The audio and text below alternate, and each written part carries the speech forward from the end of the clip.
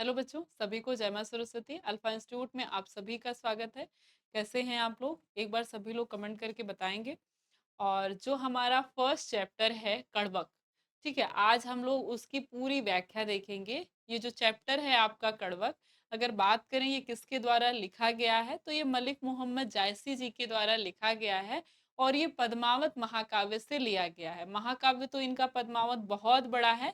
उसका एक समझ सकते हैं आप बहुत छोटा सा अंश है, केवल 2 पैराग्राफ आपको इस कड़वक में दिए गए हैं। पहले पैराग्राफ में जायसी जी ये बताने का प्रयास करते हैं कि हम जो व्यक्ति होता है उसके पास बहुत सारे अवगुण होते हैं, बहुत सारे गुण होते हैं।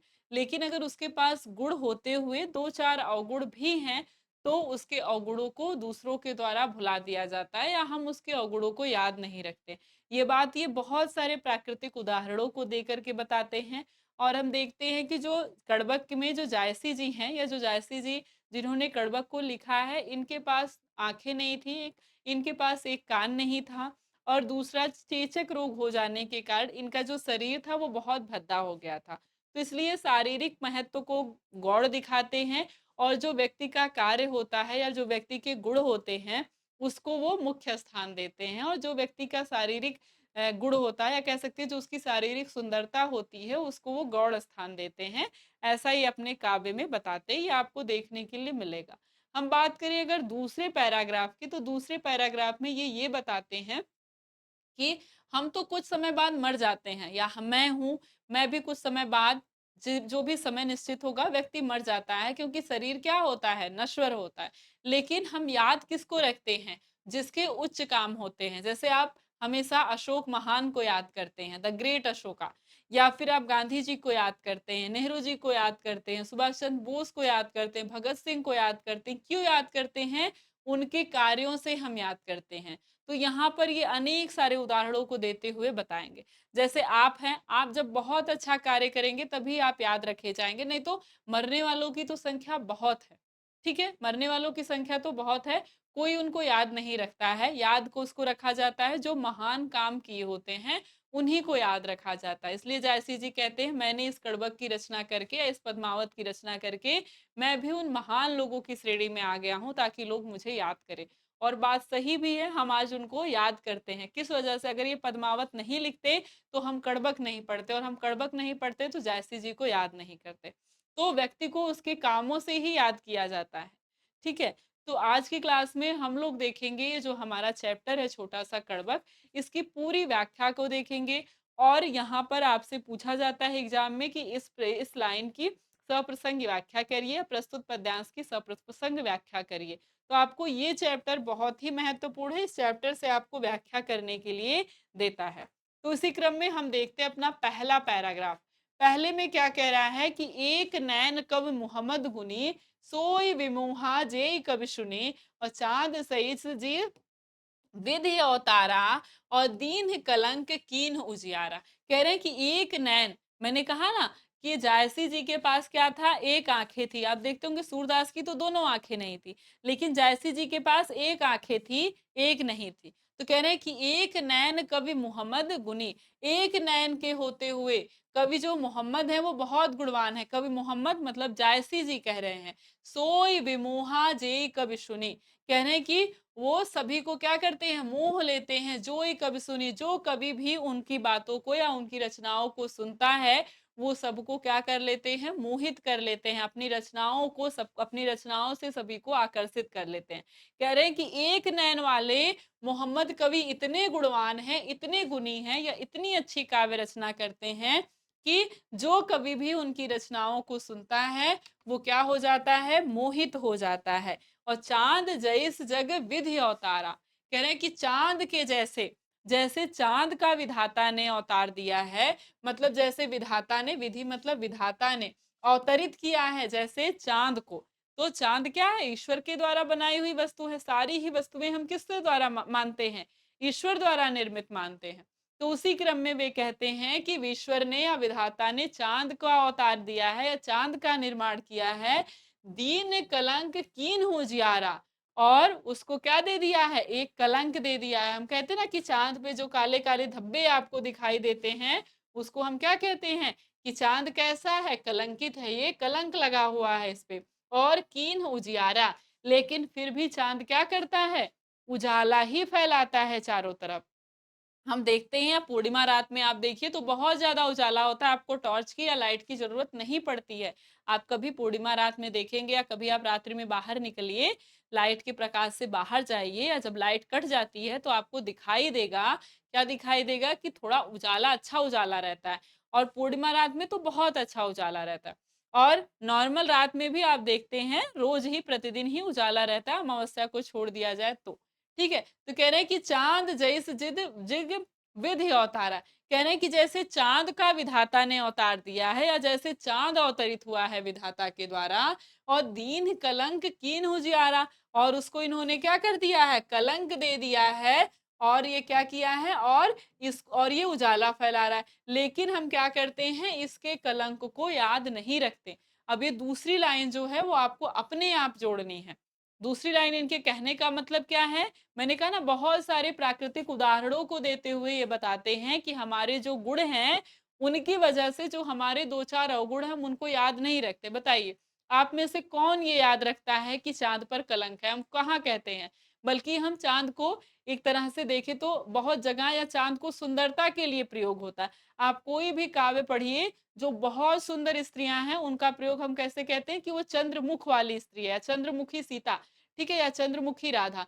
कि जो उनका मुख है वो कैसा है? चंद्र के समान है। जब किसी स्त्री के मुख की सुंदरता का वर्णन करना हो, तो हम किसका प्रयोग करते हैं कि वो चंद्रमा के समान सुंदर है। और यहाँ पर ये क्या कहा जा रहा है कि चंद्रमा में कलंक है, लेकिन फिर भी उसके लिए किसका प्रयोग हो रहा है? चंद्रमा का प्रयोग हो रहा है सुंदरता के लिए। ठीक है? तो वही कह रहे हैं कि इसके पास एक कलंक तो है, ठीक है? इनको कलंक तो दे दिया, लेकिन फिर भी ये क्या कर रहा है? पूरे संसार में प्रकाश फैला रहा है। इस वजह से हम इसके कलंक को याद नहीं रखते हैं। कोई भी इसके कलंक को याद नहीं रखता, बल्कि लोग इसकी सुंदरता को याद रखते हैं या ये जो समाज में प्रकाश फैला रहा है, हम उसको याद रखते हैं। तो इसीलिए कवि कह रहा है कि हमारे जो गुण हैं, लोग उन्हीं को याद रखते हैं, हमारा जो अवगुण है वो लोग भूल जाते हैं। अगर आप पढ़ने में बहुत तेज हैं, तो आप उसी के द्वारा प्रसिद्ध हो जाएँगे। अगर आप कहीं पर टॉप कर दिए और 12th में आप टॉप कर दिए, अपने बोर्ड में फर्स्ट आ गए, तो आप उसी के द्वारा जाने जाएँगे। आप घर पे या किसी को आपने अपने दोस्तों में मार-पिटाई की हो, किसी को मारा हो बहुत या आप गाली-गलौज देते हो, इस वजह से आप नहीं जाने जाएँगे। ये क्या है? आपके अवगुण हैं। ठीक है? आप किसी का सम्मान नहीं करते, ये आपका अवगुण है। लेकिन अगर आपने टॉप कर दिया, तो आप उसी के द्वारा जाने जाएँगे। तो वही यहाँ पर का जो जायसी जी हैं, वो यही कहने का प्रयास कर रहे हैं कि हमारे जो गुण होते हैं, हम उसी के द्वारा जाने जाते हैं। वही हमारी श्रेष्ठता को दिखाता है और उसी को लोग याद भी रखते हैं। जो हमारे अवगुण हैं, वो कुछ समय में भूल जाएँगे। हाँ, अगर आपके पास कोई भी गुण नहीं है, तो बात तो सही है, तो आप अपने अवगुणों के ही द्वारा जाने जाएँगे। बहुत सारे लोग हैं, आप जानते हैं ना कि वो बहुत मदिरापान करेंगे, शराब पिएँगे, सिगरेट पिएँगे या फिर बहुत ऐसे-ऐसे या बहुत सारे ऐसे केसेस आते हैं, आप देखें कि किसी ने किसी को गोली मार दिया या क्या हो गया, ठीक? तो ये क्या है, अभी जो केस आया है आपका ड्रम वाला केस आया है, तो ये कैसे आया? ये इसी वजह से अब उनके अवगुणों के द्वारा उसे जाना गया। ऐसा नहीं उसका कोई गुण। जब आपके पास कोई गुण ही नहीं होगा, कोई अनोखा ही काम कर देंगे आप, तब तो बात अलग है। लेकिन साधारणतः अगर हम देखा जाए, तो क्या होता है व्यक्ति अपने गुणों के ही द्वारा जाना जाता है, अपने अवगुणों से नहीं जाना जाता है। अगर उसका बहुत अच्छा गुण है उसके पास कोई, तो हम उसके सारे अवगुणों को भुला देते हैं और उसके गुणों को ही याद रखते हैं। तो इतना समझ में आ गया? एक बार बताइएगा? क्या है कि एक नैन कह यहाँ पर कह रहे हैं मोहम्मद जी या जायसी जी कि मेरे पास एक नैन भी होते हुए, एक आँख होते हुए भी मोहम्मद गुनी, मोहम्मद जायसी जी गुणवान हैं, सोई विमोहा जेई कवि सुनी। जो कवि भी उनकी रचनाओं को सुनता है, सभी मोहित हो जाते हैं। और चाँद जैस जग विधि अवतारा, जैसे अवतार जैसे विधाता ने चंद्रमा को अवतरित किया है या जैसे विधाता ने चंद्रमा को जन्म दिया है, लेकिन उसे कलंकित कर दिया है। लेकिन उसे कलंक दे करके कलंकित कर गया है, लेकिन फिर भी वह क्या करता है? संपूर्ण संसार में उजाला फैलाता है और हम इसी से उसे याद रखते हैं।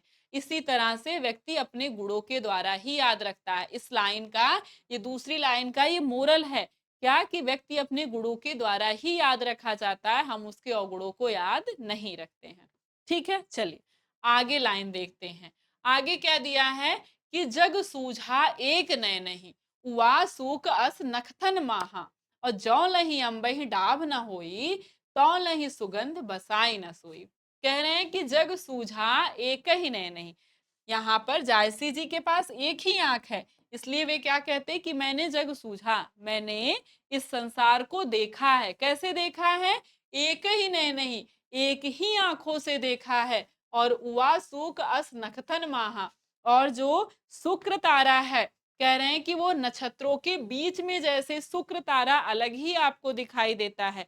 बहुत लोग शुक्र तारे को पहचानते होंगे या नहीं पहचानते होंगे तो अपने घर में वृद्ध से या किसी बुजुर्ग व्यक्ति से पूछेंगे तो आकाश में आपको दिखाएंगे कि शुक्र तारा कहाँ पर है। वो शुक्र तारा अलग ही दिखाई देता है। तो कह रहे हैं कि मेरे पास भले ही एक आंख है, ठीक है, भले ही एक आंख है, लेकिन वो आंख कैसी है? शुक्र तारे की तरह है, शुक्र नक्षत्र की तरह है। उससे मैं पूरे संसार को देख लेता हूँ। और जौ लही अम्बही डाभ ना हुई, कह रहे हैं कि जिस प्रकार से जब आम में, अम्बही का मतलब आम, आम में डाभ नहीं निकलेगी, आम में जब तक मंजरी नहीं निकलेगी और तौ नहीं सुगंध बसाई न सोई, तब तक उसमें सुगंध का वास नहीं होगा। और आम की मंजरी ही उसका अवगुण है। तो कह रहे हैं कि जब तक आम में मंजरी नहीं निकलती है तब तक उसमें सुगंध नहीं बसती है। मतलब कि अगर आपके पास ऐसा नहीं है कि आपके पास अगर गुण है तो आपके पास अवगुण नहीं होंगे। व्यक्ति में गुण के साथ अवगुण होता है। जैसे आम में सुगंध कैसे आती है? मंजरी से।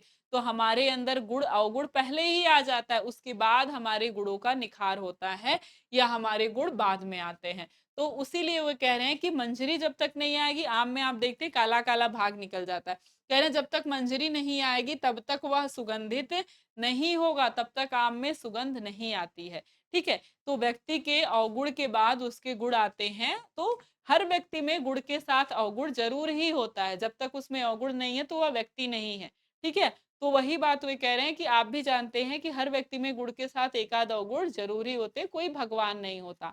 ठीक है, तो इसीलिए वे कह रहे हैं कि उसी तरह से आम भी है, जब तक उसमें डाब नहीं निकलती है, मंजरी नहीं निकलती, तब तक वह सुगंध नहीं बसाता, तब तक उसमें सुगंध नहीं आती। ठीक है, तो व्यक्ति में गुण के साथ एकाध अवगुण जरूर होते हैं। और क्या कह रहे हैं कि कीन समुद्र पान ज्यों खारा, तौ अति भय असूझ अपारा। कह रहे हैं कि समुद्र का पानी कैसा होता है? खारा होता है। कीन समुद्र पानी ज्यों खारा, समुद्र का पानी अगर ईश्वर ने खारा बना दिया, तौ अति भय असूझ अपारा, तो उसका एक गुण क्या है कि वो असूझ और अपार है। तो समुद्र में भी एक अवगुण है कि उसका पानी कैसा है? नमकीन है, खारा है, लेकिन उसका गुण क्या है? उसको हम किससे जानते हैं? समुद्र का नाम लिए तो आपके पास पहला ये नहीं आता समुद्र का पानी खारा होता है। सबसे पहले आपको समुद्र की विशालता ही दिखाई देती है कि समुद्र बहुत अधिक विशाल है, असूझ और अपार है। और जौ सुमेर त्रिशूल विनाशा, भा कंचन गिरि लाग असाका अशोक अकासा, और जौ लही घरी कलंक न परा, कांच होई नहीं कंचन करा। तो यहाँ पर क्या कह रहे हैं? ठीक है, तो दूसरी इस लाइन का क्या अर्थ निकला हमारे पास कि कहते हैं कि समुद्र का पानी भले ही खारा होता है, कि समुद्र का पानी खारा होता है, तौमति भय असूझ अपारा। ठीक है, तो वो कैसा होता है? असूझ और अपार होता है। समुद्र का पानी भले ही खारा होगा, ये उसका अवगुण है, लेकिन वो कैसा होता है?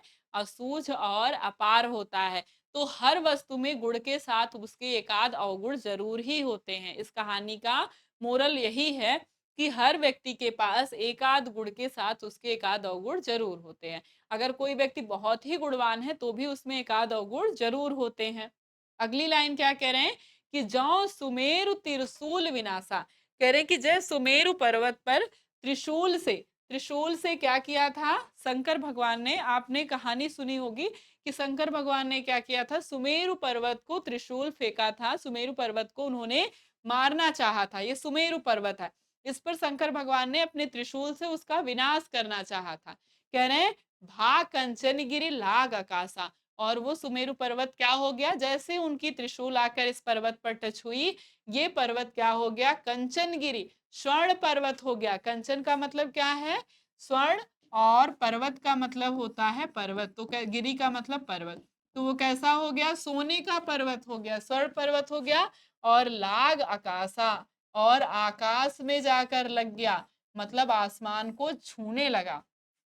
ठीक है, तो इस कहानी का एक इसका दूसरा अर्थ भी है, हर लाइन का दूसरा दूसरा अर्थ है, उस अर्थ को जो छिपा हुआ है उसमें वो भी मैं आपको बता रही हूँ, आपको लिखना है उसको। ठीक है, तो कह रहे हैं कि जो समुद्र का पानी है वो खारा है, ठीक है, और वो असूझ और अपार है, मतलब उसमें एक गुण है और दूसरा उसमें एक अवगुण भी है। ठीक, ऐसे हर व्यक्ति के पास होता है। और अगली लाइन कह रहे हैं कि जौ सुमेरु त्रिशूल विनाशा, कह रहे हैं जिस तरह से सुमेरु पर्वत का जब शंकर जी ने त्रिशूल से विनाश करना चाहा, तो भाग कंचरगिरी लाग आकाशा, विनाश करने के लिए जब अपना त्रिशूल उन्होंने फेंका तो वो कैसा हो गया, वो कंचनगिरी स्वर्ण का हो गया, सोने का हो गया, और लाग आकाशा, और आकाश तक छूने लगा, मतलब बहुत विशाल हो गया। तो वो कैसा हो गया, बहुत विशाल हो गया और स्वर्ण पर्वत बन गया। जैसे ही शंकर जी की त्रिशूल उसे छुई, तो वह जो सुमेरु पर्वत है वो कंचनगिरी हो गया, स्वर्ण का पर्वत हो गया, और जाकर आकाश में लग गया, मतलब बहुत ऊंचाई तक छूने लगा, बहुत ऊंचा हो गया।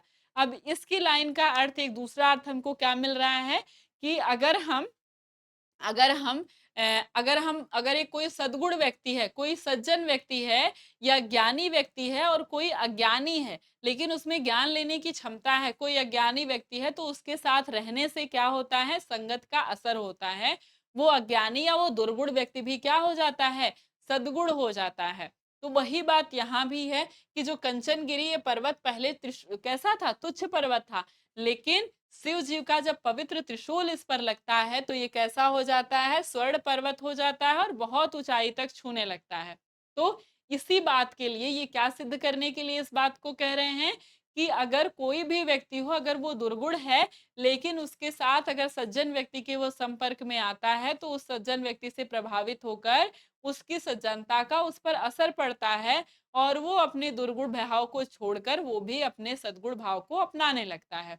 लेकिन इतना है कि उसमें इतनी क्षमता होनी चाहिए। अब कोई बहुत ही दुर्गुण हो और वो अपनाना ही ना चाहता हो तो बात अलग है, लेकिन कोई भी दुर्गुण व्यक्ति अगर उसमें थोड़ा-सा भी समझ है, तो वो सज्जन के संपर्क में आएगा तो उसकी सज्जनता को अपनाएगा। वो बस इसी के लिए कहते हैं, जैसे आप नहीं कहते संगत का असर है, अगर आप गलत दोस्तों के साथ रहेंगे, तो आप भी उनके साथ गलत होंगे, या कुछ समय बाद वो जो काम कर रहे हैं क्योंकि उनसे आपकी दोस्ती है, और वो काम वो जो कर रहे हैं वो आपको सही लगने लगेगा, आप भी उसके संपर्क में आएँगे, संगति का असर आप पर भी हो जाएगा। और अगर अच्छे मित्रों के साथ रह रहे हैं, तो संगति का असर आप पर होगा, आप भी अच्छे बन जाएँगे। बस वही बात है।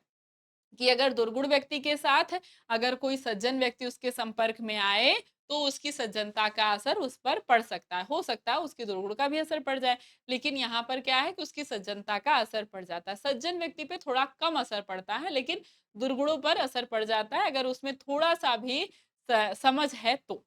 ठीक है? आगे क्या कह रहा है कि "जौं लहि घरहि कलंक न परा", कह रहे हैं कि जिस तरह से घरिये में, ठीक है? कलंक मतलब कि कोयला, जिस तरह से घरिये को, मतलब कि घरिया मतलब कि कोई एक छोटा-सा पात्र हो, जैसे आप घर में देखते हैं कटोरी टाइप का, ठीक है? कह रहे हैं कि जब तक घरिये में, मतलब एक छोटे से या स्वर्ण के गलाने के, सोना गलाने के पात्र को जब तक हम कोयले पर रखकर पकाते नहीं हैं, ठीक है? काँच होई नहीं कंचन करा, तो वो काँच मतलब कच्चा सोना, तो वो कच्चा सोना जो है वो कंचन परा, परा करा मतलब खरा, ठीक है? या फिर कह सकते हैं आप शुद्ध। तो वह जो, 1 मिनट, जो कच्चा सोना है वह शुद्ध सोना नहीं हो पाता। जो कच्चा सोना है वो शुद्ध सोना नहीं बन पाता। तो क्या कहते हैं कि घड़िये में जब तक सोने को गलाया नहीं जाएगा, घड़िये में रख कर के जब तक उसको कोयले पे रख कर के या आग पे रख कर के कह सकते हैं गलाया नहीं जाता है, तब तक वो कच्चा सोना, खरा सोना या शुद्ध सोना नहीं बनता है। आप भी जानते हैं कि ये कहावत है कि जब तक सोने को तपाया नहीं जाता तब तक वो खरा नहीं होता, या जब तक हीरे को तराशा नहीं जाता तब तक उसमें चमक नहीं आती। वही प्रयोग यहाँ भी कौन किया है, जायसी जी किए हैं कि जब तक घड़िये को कोयले पर रखकर पकाएंगे नहीं, या जब तक घड़िये में रखे हुए सोने को कोयले पे रख के पकाएंगे नहीं, तब तक वो कच्चा सोना स्वर्ण नहीं बनता है, शुद्ध सोना नहीं बनता है। इस लाइन का अर्थ क्या है? इस लाइन का अर्थ यही है कि जब तक व्यक्ति संघर्ष नहीं करेगा, तपेगा नहीं, तब तक वो श्रेष्ठता को प्राप्त नहीं करता है।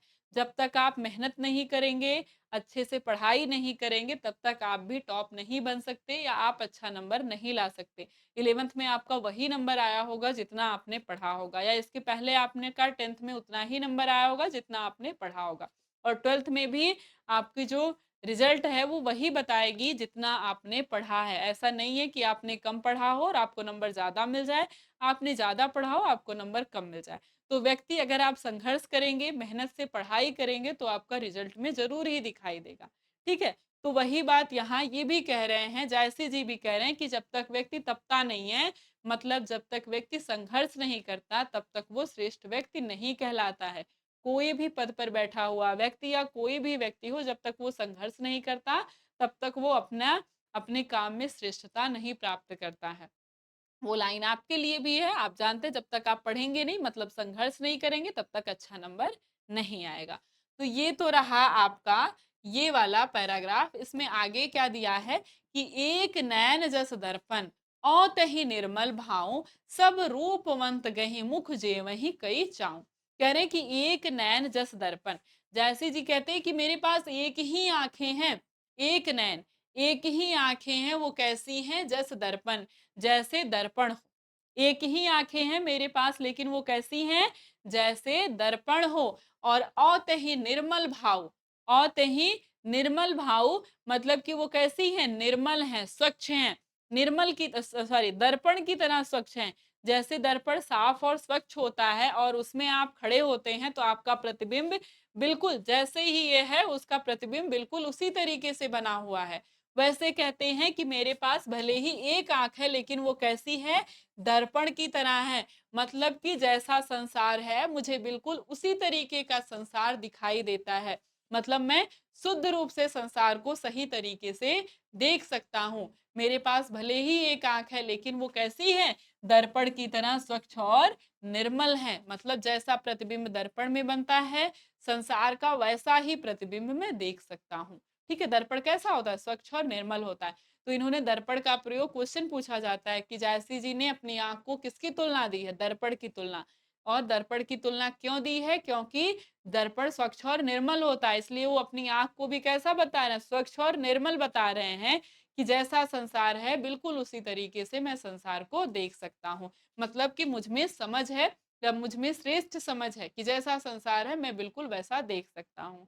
आगे कह रहे हैं सब रूपवंत गहि मुख जेवहि कई चाव। कह रहे हैं और सब रूपवंत लोग, भले ही मैं रूपहीन हूँ, जैसी जी कहते हैं भले ही मैं रूपहीन हूँ, लेकिन सब रूपवंत लोग मुख जेयहि कई चाव, मेरे पैर को पकड़कर बहुत ही चाव से मेरे मुख की तरफ देखते हैं। सब रूपवंत लोग मेरे पास बैठकर क्या करते हैं?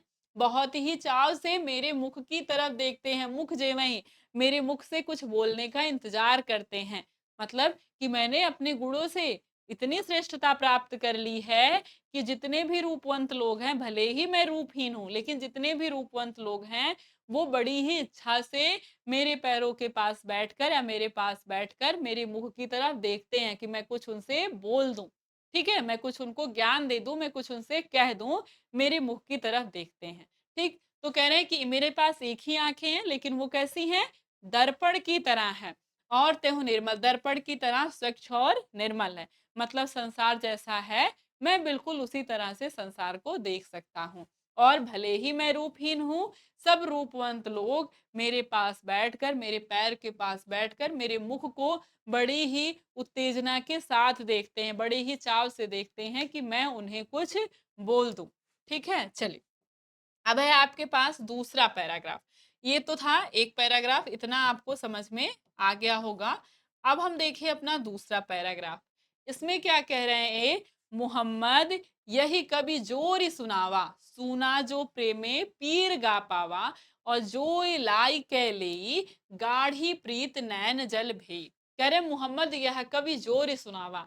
मोहम्मद कहते हैं, मतलब जायसी जी कहते हैं कि मैंने जोड़ सुनावा, मैंने जोड़ करके सुनाया है। ठीक है, मतलब मैंने अपने काव्यों को बहुत ही ज्यादा व्यवस्थित कर करके लिखा है, जोड़ करके क्या कह सकते हैं, व्यवस्थित करके। जोड़ी का मतलब होता है जोड़ना।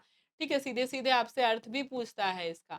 व्यवस्थित करके सुनाया है। और सुना जो प्रेम पीर गा पावा, इनको क्या कहा जाता है, जायसी जी को प्रेम का पीर कवि कहा जाता है। सीधे सीधे ऑब्जेक्टिव क्वेश्चन पूछता है आपसे कि प्रेम का पीर कवि हम किसे कहते हैं, तो जायसी जी को कहते हैं। ठीक है, कहते हैं कि सुना जो प्रेमे पीर गा पावा, कहते हैं कि जो सुन लेगा, जो सुन लेगा वो क्या करेगा, प्रेम की पीड़ा को समझ पाएगा। जो मेरे इस काव्य को सुन लेगा वो प्रेम की पीड़ा को समझ पाएगा। गांधी सॉरी, जायसी जी जो थे वो प्रेम आश्रयी शाखा के कवि थे। ठीक है, निर्गुण भक्ति के प्रेम आश्रयी शाखा के कवि थे। तो इन्होंने प्रेम पर अपनी कविताएं लिखी, या कह सकते हैं प्रेम की पीड़ा को लिखा है, इसलिए इनको प्रेम का पीर कवि भी कहा जाता है। ठीक है, तो कवि मोहम्मद जी कह रहे हैं कि मैंने अपने काव्यों को क्या किया है, बहुत व्यवस्थित करके, बहुत जोड़ करके सुनाया है, और जो भी इसको सुन लेगा वो प्रेम की पीड़ा को समझ जाएगा। और जोर लाई रक्तन के लिए, मैंने इसे अपनी रक्त की लेई से, लेई मतलब होता है चिपकाना ना, लेई का प्रयोग हम किस लिए करते हैं, चिपकाने के लिए। कहते हैं कि मैंने इसे अपनी रक्त रूपी लेई से सींचा है, अपनी रक्त लेई रूपी लेई से चिपकाया है। और गाढ़ी प्रीत नैन जल भे, और अपने नैनों के गाढ़े प्रेम से, गाढ़े प्रेम के नैनों के जल से, मतलब गाढ़े प्रेम के नैन जल क्या है, आंसू है। ठीक है, तो गाढ़े प्रेम के नैनों के जल से भिगोया है। मतलब जो भी इसे पढ़ेगा वो क्या हो जाएगा, प्रेम की पीड़ा को समझ पाएगा। और मैंने इसको जोड़ा है, कैसे जोड़ा है, अपनी जोड़ी, जोड़ी रकत के लिए। ठीक है, यहाँ रकत है। ठीक है, मैंने इसे क्या किया है, अपनी रकत की लिए, मतलब रक्त की लिए, मतलब इसे अपने खून से सींचा है, मतलब बहुत मेहनत करके मैंने इसको लिखा है, इस काव्य को लिखा है। तो मोहम्मद कवि कहते हैं कि मैंने बहुत जोड़ करके इसे सुनाया है, बहुत व्यवस्थित करके अपने काव्य को सुनाया है, और जो भी इसे सुनेगा वो प्रेम की पीड़ा को समझ पाएगा, वो प्रेम की पीड़ा का दर्शन कर पाएगा, उसे समझ पाएगा। मैंने जोरी रकत के ले, मैंने इसे अपनी रक्त की लेई से चिपकाया, मतलब हर पन्ने पर मैंने क्या किया है, जैसे समझिए अपने रक्त से, अपने खून से लिखा है, मतलब बहुत मेहनत करके इसे लिखा है, अपनी रकत की लेई से लिखा है, अपनी खून की लेई से लिखा है। और इसे गाढ़ी प्रीति नैन जल भे, और इसे अपने गाढ़े प्रेम के आंसुओं से सींचा है, मतलब इसे अपने गाढ़े प्रेम के आंसुओं से सींचा है का अर्थ है, मतलब कि अगर आप इसे पढ़ेंगे तो आप भी प्रेम के आंसुओं में डूब जाएंगे। तो इस तरह से इन्होंने इतनी मेहनत से अपने काव्य को लिखा है। अब ये अपने काव्य पद्मावत के बारे में बता रहे हैं। कहते हैं कि औ मन जानि कबित अस कीन्हा, मकु यह रहे जगत मह चीन्हा। कहते हैं कि औ मन जानि कबित अस कीन्हा, कहते हैं कि और मन जानी, और मैंने अपने मन में, जानी मतलब जान करके, कबित, कबित की अस कीन्हा रचना की है। और मैंने यह सोचकर, या अपने मन में यह सोचकर इस कविता की, इस कवित्त की रचना की है, इस काव्य की रचना की है। मकु यह रहे जगत मह चीन्हा, मैं रहूं या ना रहूं, मको यहाँ रहे, मैं रहूं या ना रहूं, जगत मह चीन्हा, ये संसार मुझे याद करे।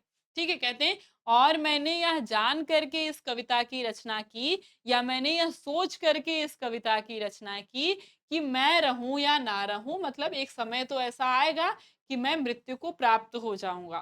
ठीक है, लेकिन ये जो संसार है ये मुझे याद करता रहे। अब ऐसा उपाय इनको कहाँ से मिला, तो इन्होंने सोचा यह संसार मुझे कैसे याद करेगा, जब मैं कुछ लिख दूंगा तो जब जब ये संसार के लोग पढ़ते रहेंगे तब तक मुझे याद करते रहेंगे। और ऐसा सोचकर इन्होंने एक महाकाव्य लिखा, और ऐसा महाकाव्य लिखा जो बहुत लंबे समय तक लोग आज तक पढ़ते आ रहे हैं, और इसके बाद भी लोग पढ़ते रहेंगे, और जब तक लोग पढ़ते रहेंगे तब तक जायसी जी को याद करते रहेंगे। ठीक, आगे क्या कहते हैं, कहाँ सो रतन सेन यति राजा, और कहाँ सु असी बुद्ध उपराजा, कहाँ अलाउद्दीन सुल्तानो, और कहाँ राघव जही कीन्ह बखानो। ठीक है, और कहाँ स्वरूप पद्मावती रानी, कोई न रहा जग रही कहानी। कहते हैं कि कहाँ राजा रतन सेन अस राजा, कहाँ राजा रतनसेन आज रह गए हैं। ठीक है, और कहाँ सुआ असी बुद्धि उपराजा, और कहाँ सुआ जैसा बुद्धिमान आज बचा हुआ है। तो वह राजा रतनसेन आज कहाँ चले गए?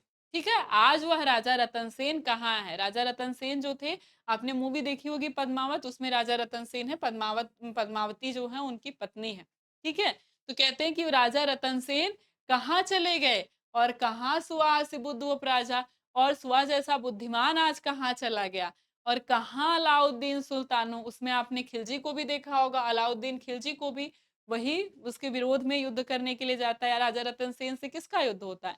अलाउद्दीन खिलजी का ही होता है। ठीक है, उसके बाद अलाउद्दीन खिलजी जो है पद्मावत, रानी पद्मावती उस समय क्या कर लेती हैं? जौहर कर लेती हैं, और अलाउद्दीन खिलजी जीत जाता है। जब राजा रतन सेन की मृत्यु हो जाती है तो पद्मावती जौहर कर लेती है। कह रहे हैं कहाँ राघव जही कीन बखानो, और कहाँ वह राघव चेतन है। ठीक है, कहाँ वह राघव चेतन है जिसका मैं बखान करूं, तो ये भी वहीं का था। ये भी आपने जब मूवी देखी होगी तो देखा होगा। ठीक, कह रहे हैं कहाँ स्वरूप पद्मावती रानी, और कहाँ वह रूपवंती प्राणी पद्मावती आज है। ठीक है, कोई न रहा जग रही कहानी। क्या कहते हैं? कि कोई न रहा, कोई संसार में आज जीवित नहीं है, जग रही कहानी। लेकिन ये इनकी कहानी आज भी संसार में है। क्यों है? क्योंकि हम सुआ को उसकी बुद्धि से याद करते हैं, अलाउद्दीन खिलजी को, अलाउद्दीन को उसकी शक्ति से याद करते हैं, उसकी बर्बरता से याद करते हैं। राजा रतन सेन को भी उनकी शक्ति से ही याद करते हैं, महान राजा हुए वे। और रानी पद्मावती को इतनी सुंदर थी, इस वजह से उन्हें याद करते हैं। राघव चेतन को भी हम याद करते हैं, उन्हीं के यहाँ का था।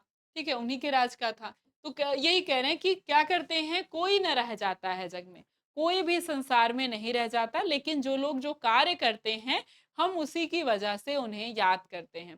तो जो भी महान राजा हुए, राजा तो बहुत सारे हुए, लेकिन जो महान राजा हुए उन्हीं से आप एग्जाम में देखेंगे प्रश्न पूछेगा, और उन्हीं को हम लंबे समय तक याद करते आए हैं।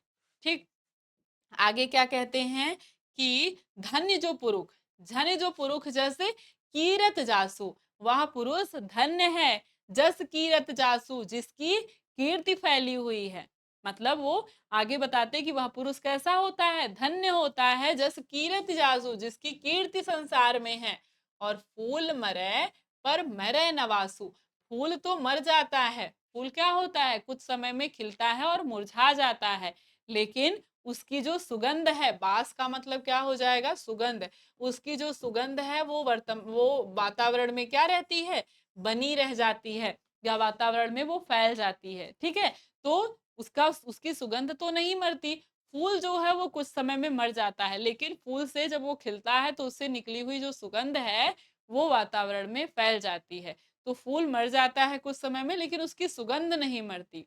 इस बारे में वे क्या कह रहे हैं कि केई न जगत जस बेचा, केई न लीन जस मोल। जस का मतलब यश। कह रहे हैं कि कोई भी जगत में यश को ना बेचा, ना बेच सकता है, और के न लीन है मूल, और ना ही कोई इसे खरीद सकता है। जो यह पढ़े कहानी हम सवरे दो बोल। कह रहे हैं कि जो इस कहानी को पढ़ता है वो क्या हो जाता है? वो मुझे दो बातों में याद रखेगा। ठीक है, तो इसमें इसमें क्या कर रहे हैं कि मैंने क्या किया है, मोहम्मद जी या जायसी जी कहते हैं कि जैसी जी कहते हैं कि मैंने इस काव्य को क्या किया है, जोड़ करके, मतलब बहुत ही व्यवस्थित करके सुनाया है। और सुना जो प्रेम पीर पागावा, और जो भी इसको पढ़ेगा या जो भी इसको सुनेगा वो प्रेम की पीड़ा को समझ पाएगा। और जोरी रखत के लिए गाढ़ी प्रीत नैन जल भे, इसको मैंने अपनी रक्त की ले से, मतलब अपनी रक्तों से, या कह सकते हैं बहुत ही मेहनत से लिखा है। और गाढ़ी प्रीति नैन जल भई, और इसे अपने गाढ़े प्रेम के, नैन जल मतलब आंसुओं के जल से सींचा है। तो इसका मतलब कि बहुत मेहनत से ये कह रहे हैं कि मैंने अपने काव्य की रचना की है। और मन जानी कवित अस कीन्हा, और मैंने यह रचना, इस कविता की, या कह सकते हैं इस काव्य की रचना, यह जानकर, यह सोच कर की है कि मकु यह रहे जगत में चिन्हा, मैं रहूं या ना रहूं, या कुछ समय बाद मैं संसार में नहीं रह जाऊंगा, जगत में चिन्हा, यह संसार मुझे याद करेगा। ठीक है, आगे क्या कहते हैं कि कहाँ सो रतन सेन यस राजा, कहाँ वह राजा रतन सेन आज रह गया, कहाँ सुआ अस बुद्धि उपराजा, और कहाँ सुआ बुद्धिमान रह गया। ठीक है, मतलब आज राजा रतन सेन को भी हम याद करते हैं जो कि आज नहीं है। ठीक है, वह राजा रतन सेन कहाँ चले गए और कहाँ सुआ बुद्धिमान चला गया, कहाँ अलाउद्दीन सुल्तानु और कहाँ अलाउद्दीन सुल्तान है, और कहाँ राघव जही कीन बखानो, और कहाँ वह राघव चेतन है जिसका हम बखान करते हैं। कहाँ स्वरूप पद्मावती रानी, और कहाँ वह रूपवंती रानी पद्मावती हैं। के न रहा जग रही कहानी, कोई भी संसार में नहीं रह गया। क्या रह गई है? केवल उनकी कहानी रह गई है। हम उन्हें क्यों याद करते हैं? रानी पद्मावती को उनके रूप के कारण याद करते हैं। अलाउद्दीन खिलजी को उसकी शक्ति के कारण याद करते हैं। राजा रतन सेन को भी उनकी शक्ति के कारण ही याद करते हैं। तो इसीलिए कह रहे हैं कि हम व्यक्ति को कैसे याद करते हैं? उसके कार्यों से याद करते हैं। अगर इन्होंने ऐसा कार्य नहीं किया होता या इनके पास ये विशेषता नहीं होती, तो हम इन्हें याद नहीं करते। इसीलिए जायसी जी कहते हैं कि राजा रतन सेन आज नहीं है, बुद्धिमान सुआ नहीं है, अलाउद्दीन खिलजी भी आज संसार में नहीं है, और राघव चेतन भी नहीं है, और ना ही रानी रूपवती पद्मावती ही हैं। लेकिन फिर भी हम उन्हें याद करते हैं। उनकी कीर्ति संसार में फैली हुई है। कोई भी नहीं रह गया, लेकिन संसार में उनकी कहानी है। अर्थात हम उनकी कीर्ति से, उनके कार्यों से उन्हें याद करते हैं। कोई रह नहीं गया, लेकिन क्या रह गया है? संसार में उनकी कहानी रह गई है। देखिए रानी पद्मावती है यहाँ, और ये खिलजी है, ठीक है, जो कि रानी पद्मावती को देख रहा है। अब इसके बाद है कि धन्य जो पुरुष जस कीरति जासु। यह पुरुष क्या है? धन्य होता है। वह पुरुष धन्य होता है जस कीरति जासु, जिसकी कीर्ति संसार में फैली होती है। और फूल मरे पर मरे न बासु, फूल मर जाते हैं लेकिन उनकी सुगंध नहीं मरती। इसका मतलब ये वही कह रहे हैं कि हम एक बार, हम तो मर जाएंगे, अब मुझे तो मृत्यु को प्राप्त हो जाएगा, लेकिन जो मेरा काव्य है वो हमेशा यहाँ पर विद्यमान रहेगा, और उसी के द्वारा, मेरी काव्य रचना से ही लोग मुझे याद करेंगे, लोग मुझे जानेंगे। और के न जगत जस बेचा, के न लीन जस मोल। कह रहे हैं कोई भी जगत में ना तो यश को बेच सकता है और ना ही कोई खरीद सकता है। कोई कर सकता है? नहीं कर सकता। कोई ना तो यश को बेच सकता है, ना तो खरीद सकता है। यश हो गई, आपकी बुद्धि हो गई, आपकी एजुकेशन, आपकी शिक्षा हो गई। इससे ना कोई आपको ले सकता है और ना ही कोई आपसे छीन सकता, ना ही कोई आपसे खरीद सकता है। इसका कोई मोल नहीं होता है। ठीक है? कह रहे हैं, और ना ही ये दिखाई देती है।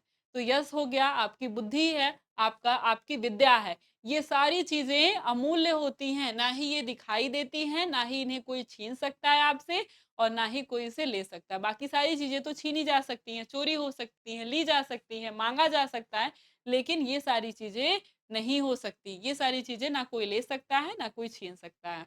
इसलिए कहते हैं कि यश को ना कोई बेच सकता है, और के न लीन्ह जस मोल, और ना ही कोई इसे खरीद सकता है। और जो यह पढ़े कहानी हम सवरे दुई बोल। कह रहे हैं इसलिए जो इस कहानी को पढ़ेगा, या जो इस पाठ को, मतलब जो इस काव्य को पढ़ेगा, वह हम, मतलब मुझे सवरे दुई बोल, वह मुझे दो बातों में जरूर याद रखेगा। मतलब इनको विश्वास है कि इनका काव्य इतना अच्छा है कि जो भी इनके काव्य को पढ़ेगा वो इनको जरूर ही याद रखेगा। तो यही आपका जायसी जी के द्वारा लिखा हुआ पद्मावत महाकाव्य का छोटा सा अंश था कड़बक, और मुझे पूरी उम्मीद है कि आपको अच्छे से समझ में आया होगा। कुछ ऐसी लाइन है जिनके दो दो अर्थ हैं, और उस अर्थ को आपको अच्छे से याद रखना है, और वही वही लाइन आप देखेंगे एग्जाम में आपसे पूछा जाता है। जैसे ये वाली लाइन आपका मोस्ट है, ये पूछा जाता है, और इसका दूसरा अर्थ क्या है कि जायसी जी क्या कहते हैं कि जैसे फूल की सुगंध नहीं मरती, वैसे ही मेरे काव्यों का प्रकाश रह जाएगा, वैसे ही मेरी काव्य रचना रह जाएगी। और आपको ये वाली लाइन भी पूछता है, ये वाली लाइन भी पूछता है, ठीक है, और रकत की लेई वाला भी लाइन पूछता है, ठीक है, ये वाली लाइन भी पूछता है, ये भी पूछा हुआ क्वेश्चन है, ठीक है, और हाँ, ये भी पूछा हुआ है। तो ये सारे पैराग्राफ जो हैं आपके इम्पोर्टेंट है, 1 से 2 लाइन आपसे एग्ज़ाम में देता है, और उसी का अर्थ लिखने के लिए कहता है। तो उसके जो भी दोनों अर्थ हैं, आपको उन दोनों अर्थों को एग्ज़ाम में लिखना होगा, तभी एग्ज़ाम में जो एग्ज़ामिनर है वो आपको पूरा नंबर देगा। इसकी सप्रश्न व्याख्या करनी होती है। और ये वाली लाइन भी दिया हुआ है, ठीक है? दोनों। ठीक? तो आपको इस तरह से जितना भी आपको बताया गया है, जो अर्थ आपको बताया गया है, उसी तरह से आपको अर्थ को याद रखना है, ठीक है? तो चलिए फिर मिलेंगे हम अगली क्लास में, अगले लेसन के साथ। तब तक के लिए आप सभी को बहुत-बहुत धन्यवाद। इसको अच्छे से याद कर लीजिएगा और ये लेसन जो है आपका बहुत ही इम्पोर्टेंट है। अगर ये आपको आ गया तो आप प्रश्नोत्तर भी कर सकते हैं, सब्जेक्टिव भी, ऑब्जेक्टिव भी कर सकते हैं और दूसरी बात है इसकी सप्रश्न व्याख्या भी कर सकते हैं।